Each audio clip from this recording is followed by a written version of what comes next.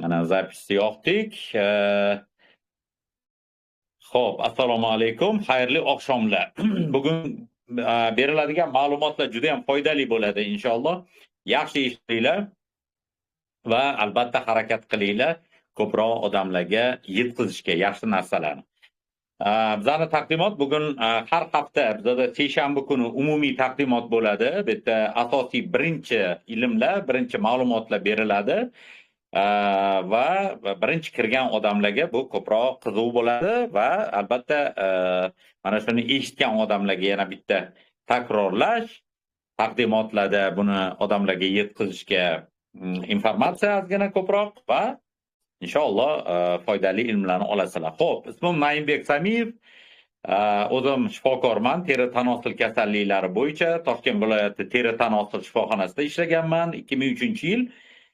Yo'lim ochilib Saudiya Arabistoniga ketdim. O'sha Makka Madinani poytaxtida Riyod shahrida ishlab, 15 yil ishlab qaytdim. O'zimning soham bo'yicha teri tanosil kasalliklari, kosmetologiya, lazer kosmetologiyasi bo'yicha, chiroy bo'yicha ishlab qaytdim. Endi O'zbekistonga kelganimning sababi, qaytganimning sababi o'ta juda ham katta oyliklar bilan ishlaganman. Prezidentimizni mana hozirgi kunda ko'p qilgan ishlari yaxshi tomonga o'zgarish hammamiz ko'rib turibmiz. Alhamdulillah, men O'zbekistonda kelajagimni ko'rdim va kelishga qaror qabul qildim va alhamdulillah, masalan, hech ham pushaymon qilmayman, chunki alhamdulillah hozir mehnat qilgan odam qonunni buzmasa, to'g'ri ishlasa, hammasi yaxshi, imkoniyatlar ochilgan, faqat harakat qilib mehnat qilish kerak. Bir qancha biznesni boshqaraman, o'zimning yo'nalishlarim bor va tabobatni ham, meditsinani ham tashlab ketganim yo'q. Nima uchun? Chunki sog'liq birinchi o'rinda, bilasizlar, inson sog'lom bo'lsagina boshqa narsalar yoqadi.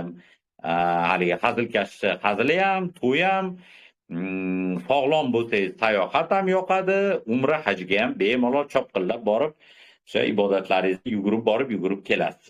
Sog'liqni tiklash kerak. Shuning uchun men sog'liq bo'yicha albatta o'zimning ishimni tashlab qo'ymayman. Va yana bitta juda ham xursand bo'lgan joyim, men O'zbekistonga kelgandan keyin bir qancha mana shu muhtaram prezidentimizning farmon, qarorlarini ko'rdim. Juda ham harakat qilyaptilar. Endi biz ham albatta nima qilib, harakat qilib, o'zimiz faqat tepadan bizga buyruq sifatida buyruq bersang qilaman, bermasang qilmayman deb bunaqa haligi loqayd bo'lmasligimiz kerak. Albatta, o'zim biz ham shu prezidentimizni podдержка qilib, o'sha harakat qilib